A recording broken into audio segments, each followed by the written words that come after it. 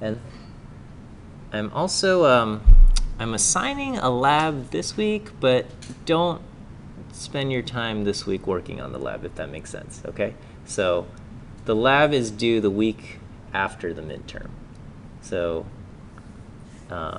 so you don't need to have the lab done by next week, and I would recommend you not, during this week, take your time studying for the midterm and not working on the lab. Work on the lab next week. But I wanted to assign the lab, and I always hesitated whether I should cover chapter 7 and then cover the lab after the midterm, or cover the lab now and then chapter 7 after the midterm. I haven't figured it out. But I'm going to just talk about the lab today, but work on it after the midterm. You can review the video to make sure. So, okay, anyway. Let's just do a little bit of review. Okay, so start back, and we talked about just descriptive statistics, right?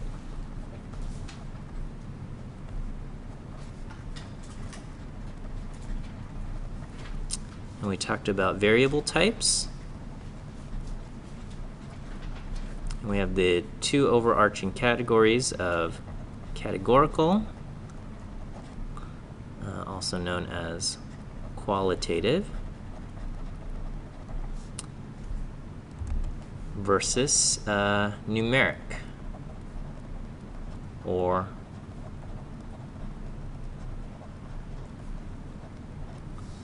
quantitative. Okay, quantitative variables.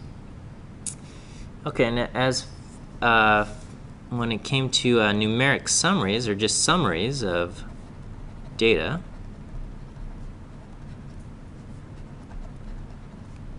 okay, so for summarizing categorical variables, what would we use to summarize categorical variables?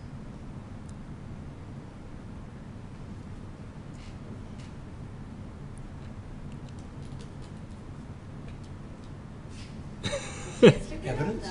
Not a histogram. Oh, we would no, use. It's like not. It's the other things besides like mean and all that. Okay. Like So. okay. No. Maybe. Oh. Well. So. Okay. What I'm thinking of is relative frequency.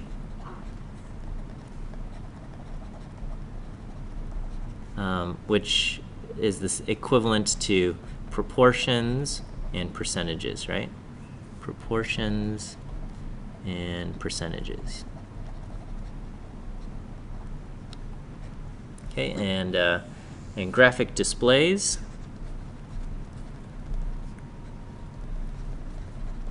For categorical data.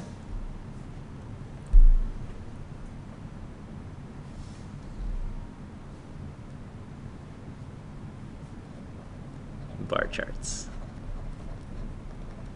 I guess pie charts, but nobody takes pie charts seriously. They're only like in sales presentations.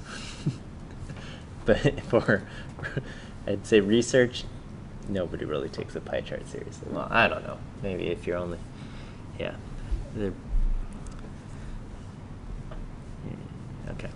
All right, so for numeric data, what are the numeric summaries that we use?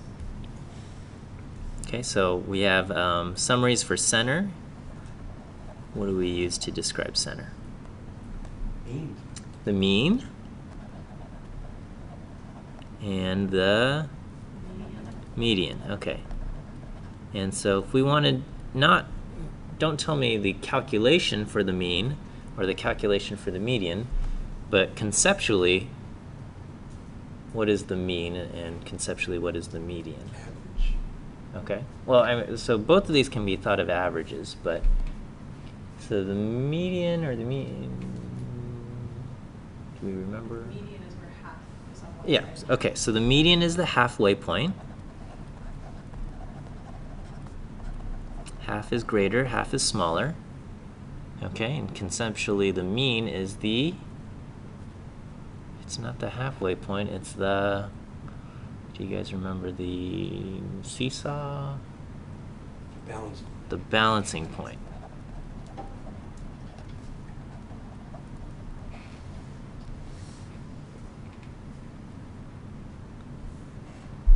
Okay, so we have measures of center, the mean, and the median, and I guess the mode, although we didn't really cover that, the mode would just be the most common point, or most common value. But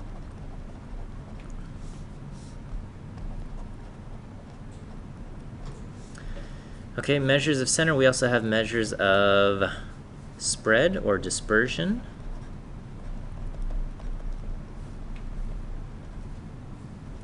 And what do we have? Standard deviation. We have standard deviation.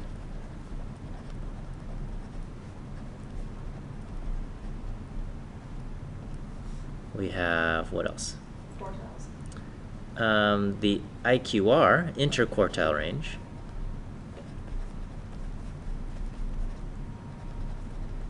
Which requires us to find the quartiles, and the range.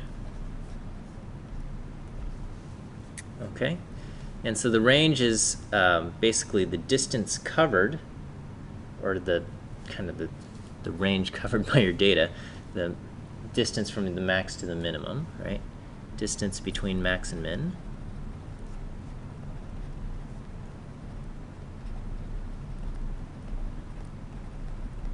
Okay, and the interquartile range is distance between Q3 and Q1, or kind of the span of the middle 50%.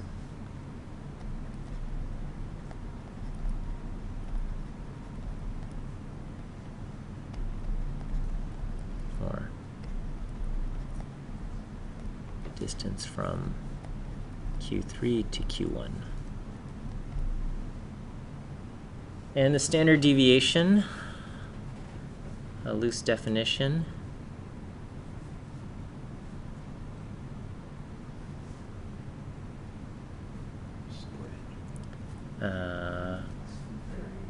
The average, quote-unquote average, distance from the mean.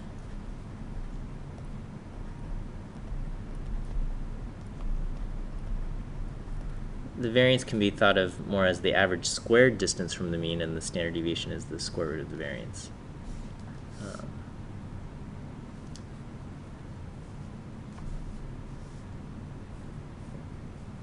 Okay. All right, and so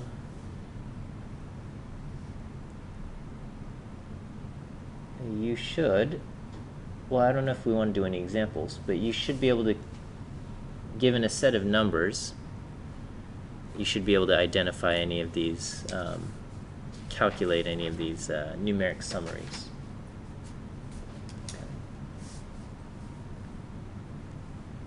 Okay, and I guess the key to remember is that numeric summaries are most useful when comparing one set of data to another set of data. Okay.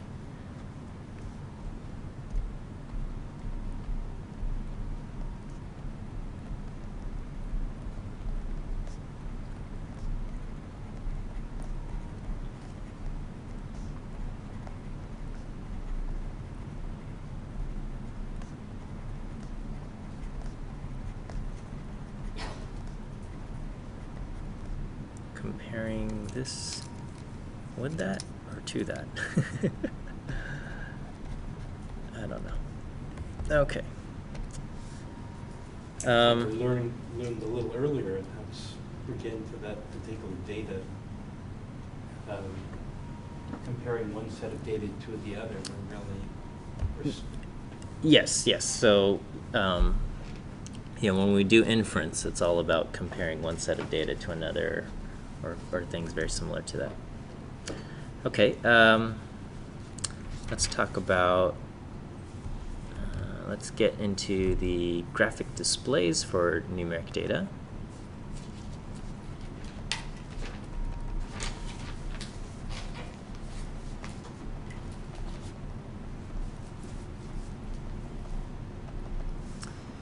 Okay, so we have a histogram.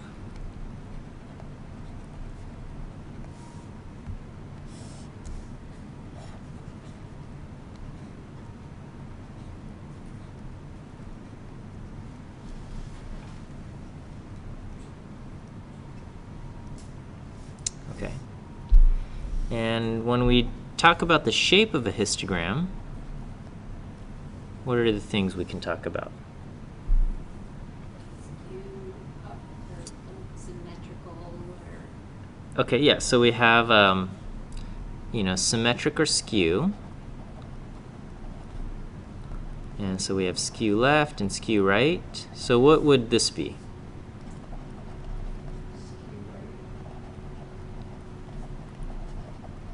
Yeah, so this would be right skewed or skewed right. Okay, and what does it mean to be skewed right other than having the pointy side on the right? Or what does it mean to have the pointy side on the right?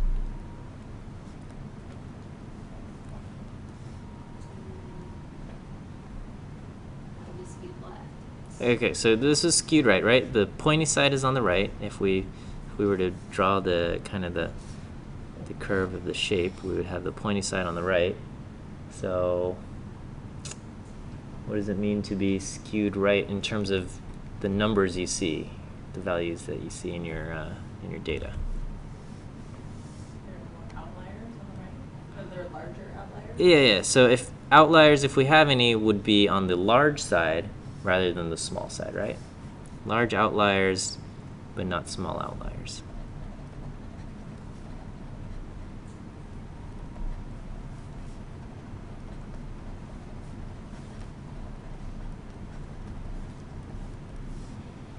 Okay. The other thing we can talk about shape would be the number of peaks. So we have unimodal, bimodal, or more.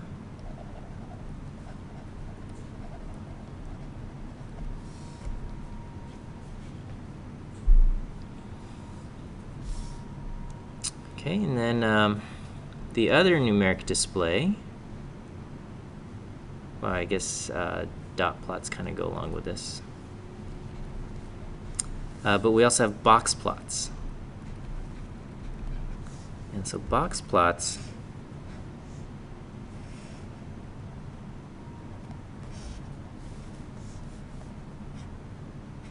something like this.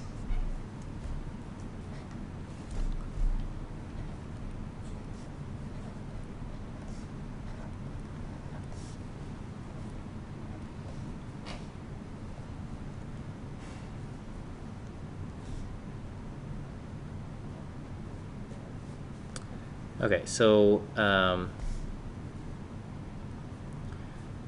the whiskers extend to the largest and smallest points within the fence, okay? And so the fence are these, the invisible lines.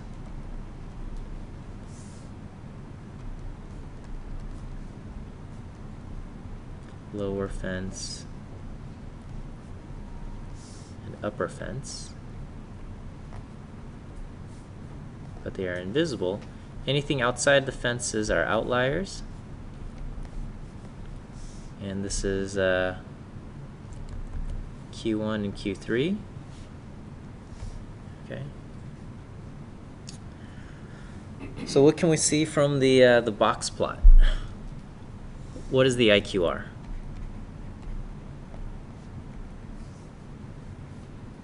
The IQR is the width of the box. Q2 So the distance from Q1 to Q3, or the width of the box, is our IQR. And this middle line is our median, Q2. Okay.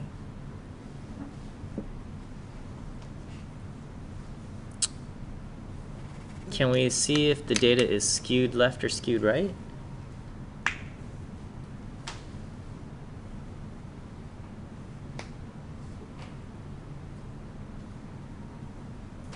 Okay, and then how do we do that? See where the outliers are. Okay, yeah, so we look at basically the tail, where essentially we look at, from the median, is it way longer going this way? Like if we look at the max, what's the max value here? It would be this dot, right? This dot is our maximum. And then what's the minimum over here? The minimum is over here. Okay, so we just look at kind of roughly, this is not the, I guess there's multiple ways to figure out if something is skewed or not, but one rough method is you look at where the median is, Q2, and you look at, how far is it from Q2 to the maximum, and how far is it from Q2 to the minimum. And if it's way longer over this way than it is this way, it's going to be skewed to the right. Okay, if the median is roughly in the middle between between the minimum and the max, it's probably somewhat symmetric, and the like. Okay, so please be comfortable with that.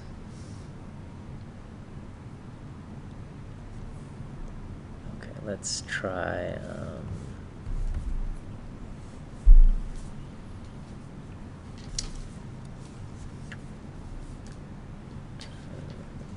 If I do, I have a question about yes. Boxplots. Oops, that was the other one, huh? It actually doesn't have to be about that specific one. Okay. It's, I guess I struggle to understand what kind of information you generally gain from Boxplots, because I find them hard to read compared to histograms and bar charts and everything else in terms of the data, like comparing it to. Yeah, so a box plot is it's very useful if you need to compare like multiple data sets. Okay, so for example, I could have one box plot that looks like this. Okay, and then another one, maybe it goes like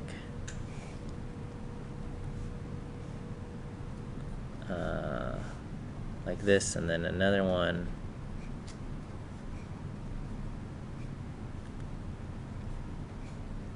or something like this. Okay, and these are all on the same scale, right? Whatever it is. Okay, so if this is A, B, and C, and these are all let's say it was like test scores, 3 different classrooms. Okay, then I could say, which class is the worst performing classroom? And what would you tell me? As a whole, I would probably go with C. Yeah, well, definitely C, right? Right, because they have the lowest scores. They have the lowest scores. Okay, so you can just kind of look at the location of the box to see like where the middle is. Okay, so this is kind of like the middle 50%, and just looking at the middle 50% here, and the middle 50% here, and the middle 50% here. This is definitely by far the lowest. They have the lowest of the low, and even their highest is still pretty low than even like the first quartile of classroom B. Okay, and so a lot of times you can, and in terms of and if I said which class has the greatest range in scores, B, right? You can very quickly kind of gauge the distance from the min to the max. You can get you can also gauge the spread from the width of the box.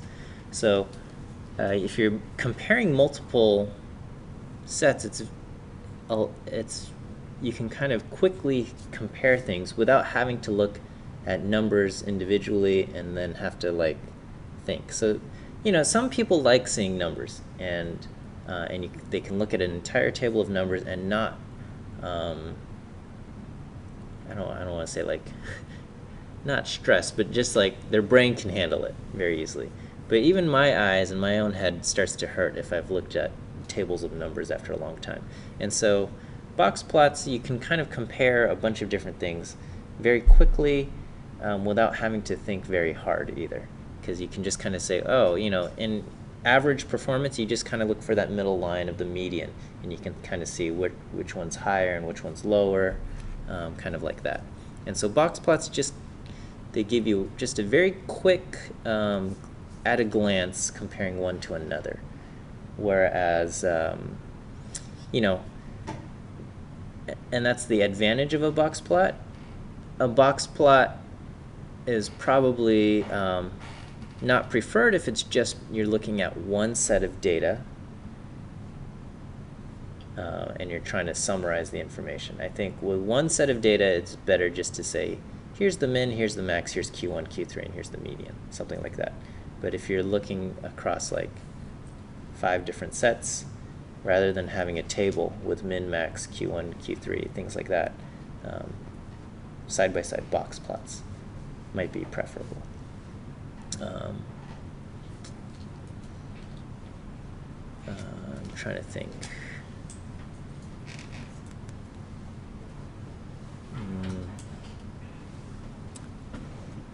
Yeah, so I don't know if you ever play like a video game and you get character selection.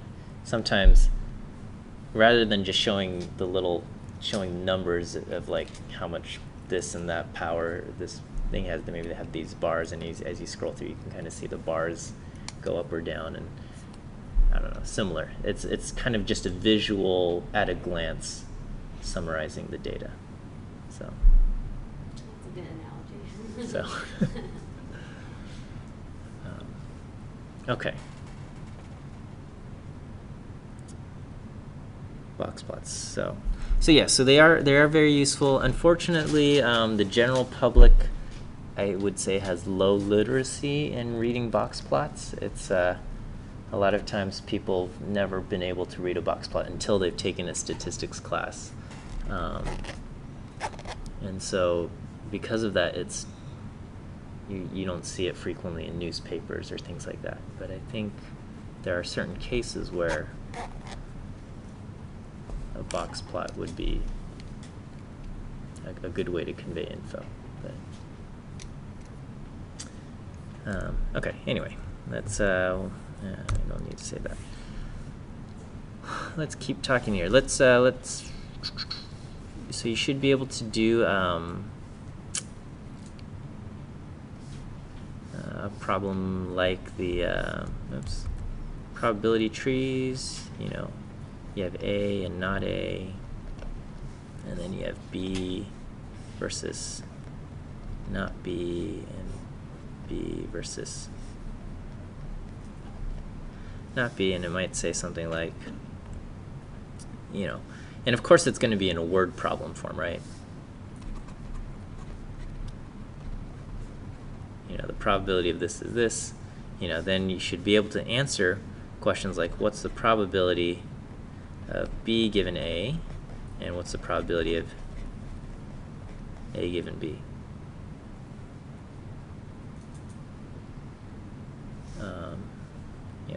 You know, what's the probability of A? What's the probability of B?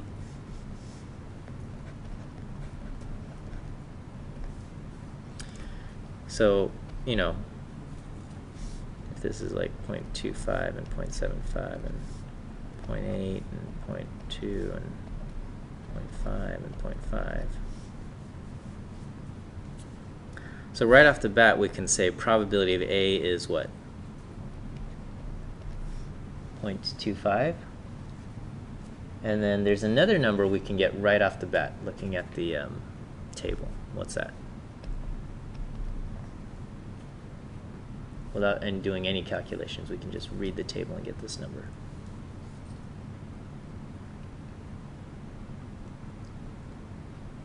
Probability of B is different in the top and bottom. I'm confused by that. Should it be the same? How is B different depending on if it was not A first? Yeah. Is that what you're saying? Yeah. So we can get this number right off the table. This one's 0.8.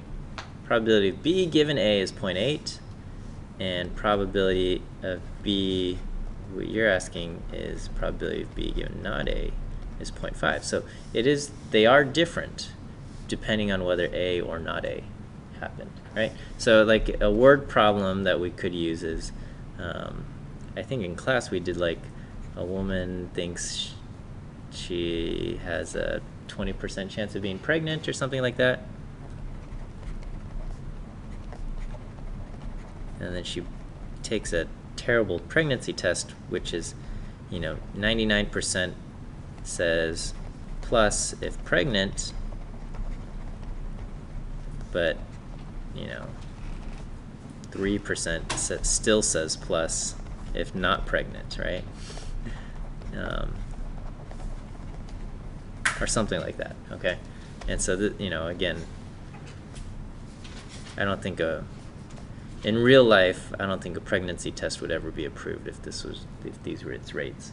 But if she had gotten something like this 99% would be probability of plus given pregnant would be 0.99, and then this 3% would be probability of plus given not pregnant, or something like that. Yes? So like using that, how would you just find the probability of just B?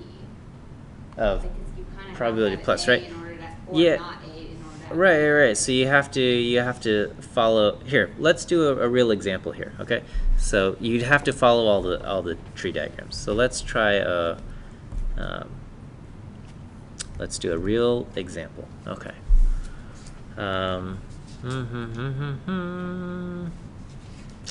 Okay. So we'll say the probability of having we'll just make up some condition, D, D, D, Z condition. I don't know if that, I'm assuming that's not a real thing. If it's a real thing, I'd be surprised. But okay, so this is a bad thing. Having D, D, D, Z condition is, we'll say 1 in 1,000 people. Okay, so 1 in 1,000 people have D, D, Z. Okay, and we want to see if you have it or not. Okay, so you take a test to see if you have DDZ. Okay, if you do have it, it will say positive. We'll say 98% of the time.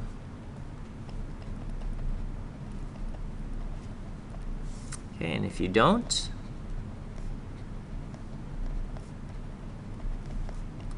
it's not a very good test, so it still says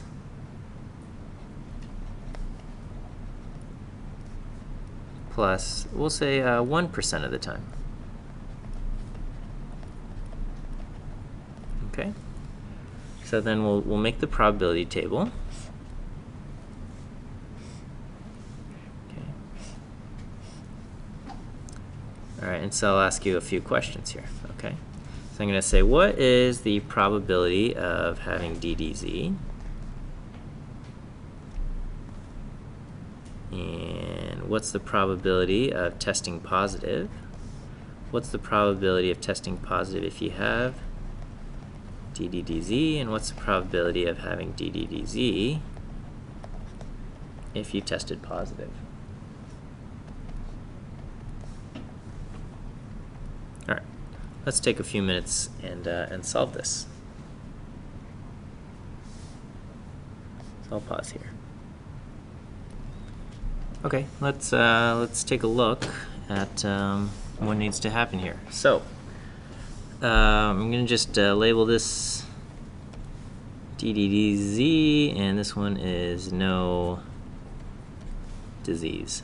Okay, and the probability of having the disease will be 0.001, 1 in 1,000, and the probability of not will be 0.999. And if you do have the disease, then it will say positive 98% of the time, which means it says negative 2% of the time. And even if you don't have it, it will say positive 1% of the time, and it will say negative 99% of the time. Okay, so right off the bat we can get two of these numbers, which is 0.001, and positive given DDDZ is 0.98. Okay, So the overall probability of positive will then be under these two situations, so it requires 0.001 times 0.98 plus 0.999 times 0.01. So here I get 0.01 times 0.98. I'm sorry, that is not correct. 0.001. 001 times 0.98. 0.00098. And over here, 0.999 times 0.01. 0.0099. 00999. So I add these two numbers together,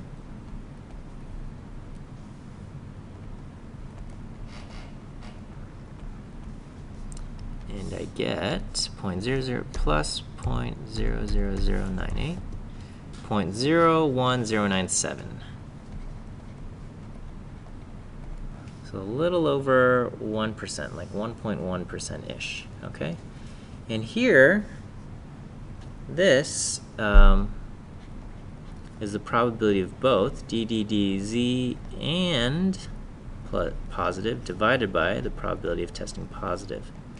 So this is going to be this number up here, 0.00098 divided by the probability of being positive, which is this number over here, 0.01097. So I go 0.00098 divided by 0.01097, and I get 0.08933.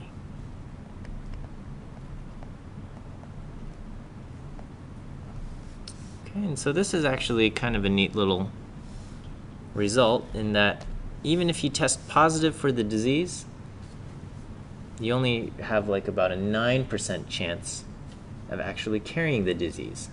And it's because the disease is so rare that when someone tests positive, it's more likely that they're a false positive than an actual disease carrier.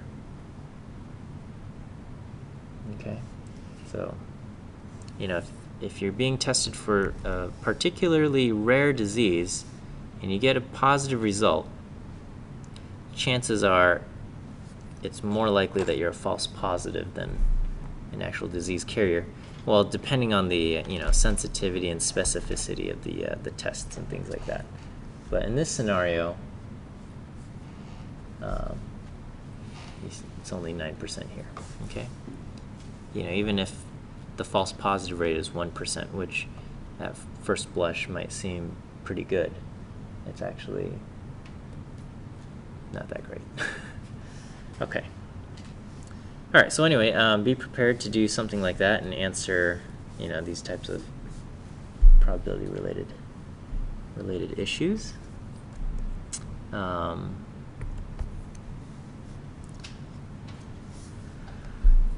No binomial. Okay. Binomial probabilities. And also the mean and standard deviation as well. Your n choose j, p to the j, 1 minus p to the n minus j. So it'll probably be a word problem, and you'd have to answer these questions. Okay, word problem. No random variables, and be able to find the mean and standard deviation from a random variable. Also might be another word problem. Okay. And then you'll have normal model problems. Also normal approximation.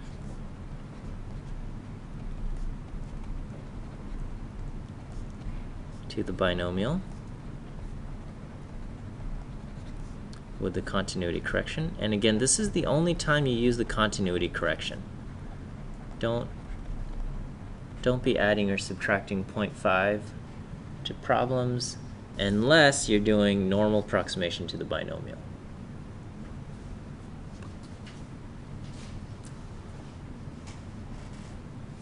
Okay. Do you guys want any example problems of these, or are we feeling okay about this stuff? Okay. Well, Maybe like kind of like challenging ones or something in the book. yeah, so I think the book has a fair selection of, you know, problems in your homework as you work through, you know, chapters 3, 4, and 5. And then we have sampling distribution problems, much like you saw in the quiz today.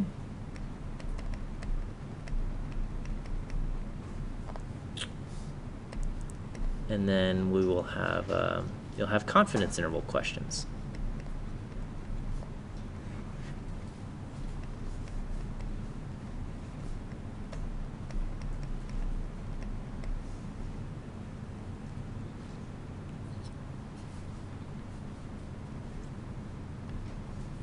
So, you know, the actual calculation of a confidence interval, but then the interpretations of the confidence intervals also, right?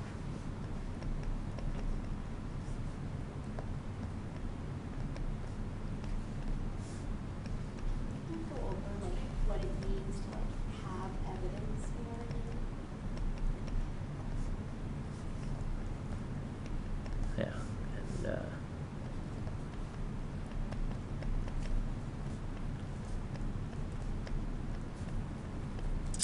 okay, so when we talk about saying having evidence, right? So we have so far we've covered 2 confidence interval scenarios, right? You have 1 sample and you're making a statement about mu, or you have 2 samples and you're making a statement about the difference between the mu's. Okay, so let's say, well, let's do scenario 1, right? So 1 sample, okay, and it's a statement about mu. The population mean, right? So confidence intervals or statements are always about the population mean, never about the sample mean. Okay, so that's, we remember that. Usually, when we talk about having evidence or not evidence, there has to be an initial question of, does this provide evidence that mu is different from some number? Okay, there should be some question like, does the sample provide evidence that mu is different from blank? Okay, the question will never be, does it provide evidence that mu is some number? Okay, we can't answer those types of questions with samples. So maybe, okay, we can never answer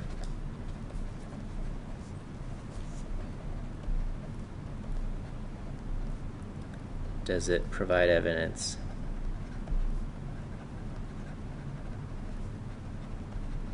that mu is blank? Because the only way we can answer this is if we observe the entire population to see what mu is.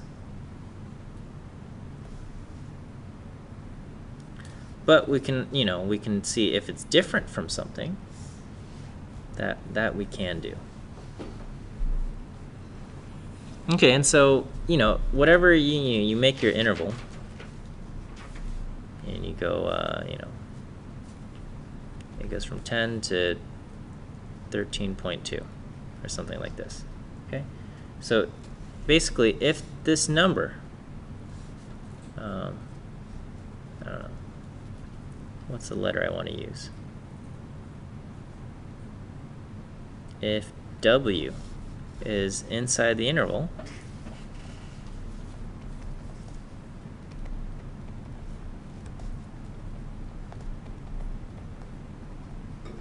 Okay? We will not have evidence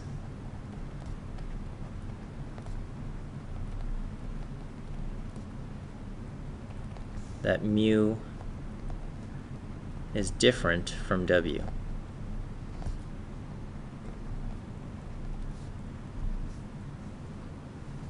Okay?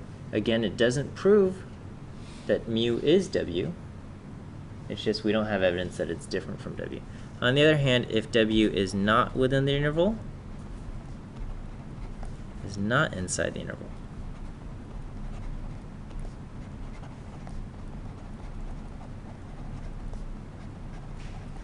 that does provide evidence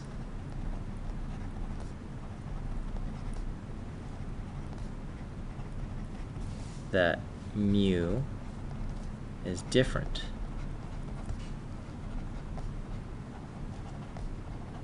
from W.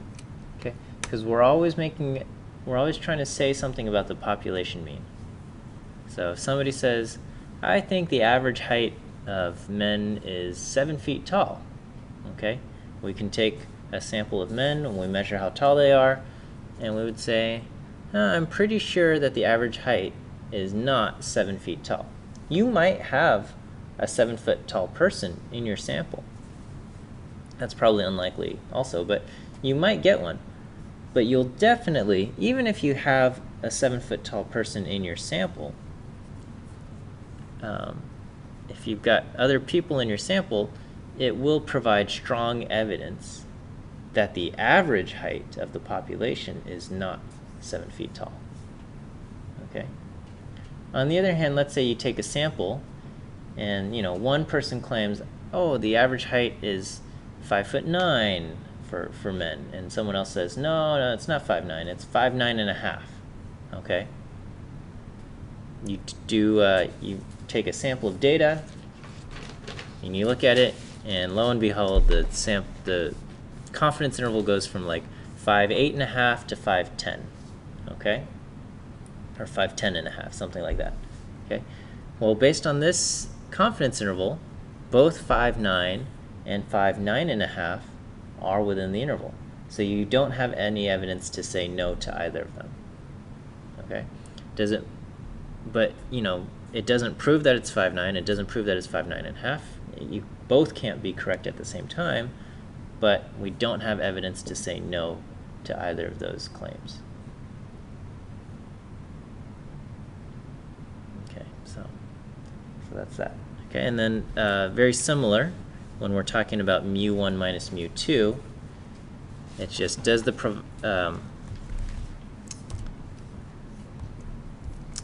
so confidence interval for mu1 minus mu2, the question should be along the line of, do the samples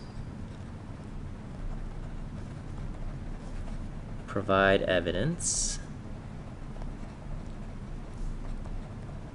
that mu1 and mu2 are different?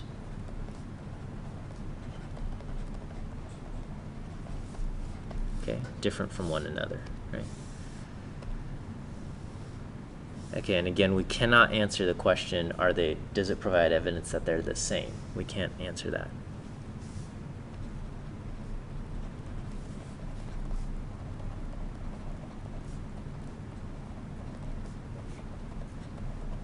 Or do they provide evidence that they are the same?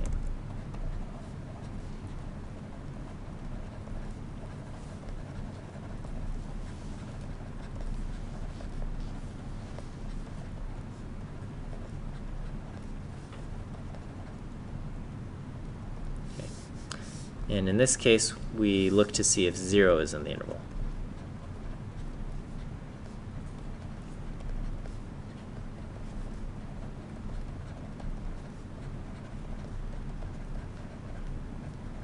Okay, 0 in the interval. We do not have evidence that they are different.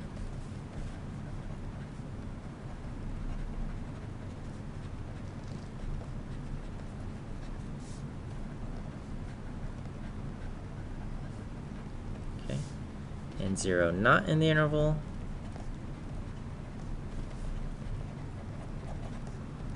provides evidence.